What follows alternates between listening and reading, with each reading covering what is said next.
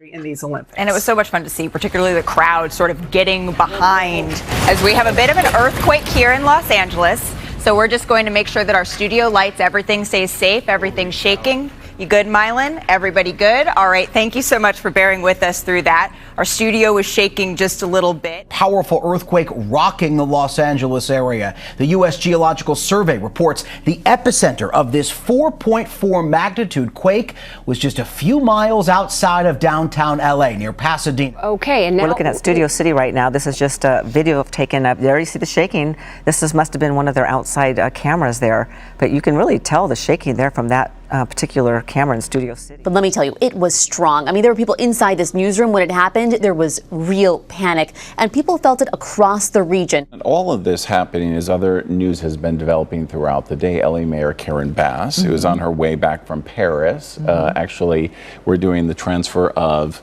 the flag, the torch, as we prepare for LA 2028, the Olympics here. And there's a lot of concern, of course, at the airport as they were coming in, because there's going to be a substantial event happening there. The mayor's plane has landed, by the way, but she has not come off yet. She has not come off, but she will have the flag. And I was reading somewhere that she is the first black mayor to actually have the Olympic flag. So very exciting. But we are getting, image now.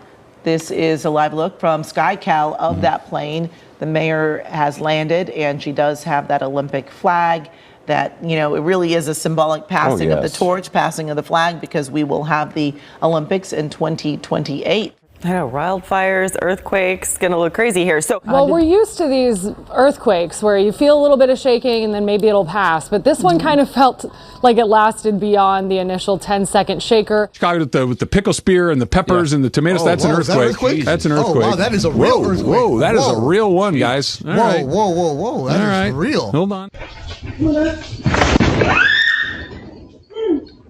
Feeling it pretty strong here in the studio right now. And we are waiting for information to find out exactly where that earthquake was centered and the size of it. But feeling the shaking here in the studio, I feel like it was pretty big or pretty close to the location. People from all over Southern California felt this, as far away as Hemet.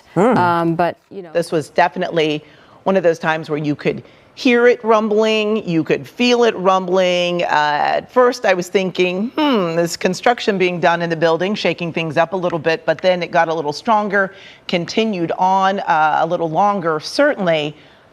One that rattled me a little bit, and the earthquakes usually don't do that to me, just growing up here and feeling so many of them, but this certainly was a little bit of a surprising jolt for me here. woke us all up.